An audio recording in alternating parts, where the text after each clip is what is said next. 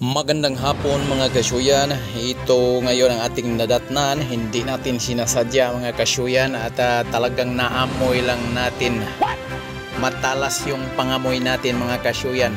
At habang kami galing doon sa sementeryo ng Mandug at Buhangin Memorial Park mga kasyuyan, nagpahinga lang kami sandali doon sa bahay ng aking bunsong kapatid at bigla naming naamoy itong nagtuyok-tuyok na lechon.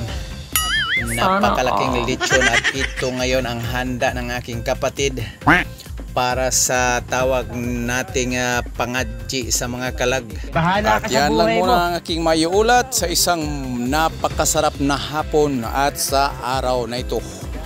Maraming salamat sa inyong laging pagtangkilik at laging panunood. Chang. Chang. Dahan-dahan ka, baka magbilaukan ka.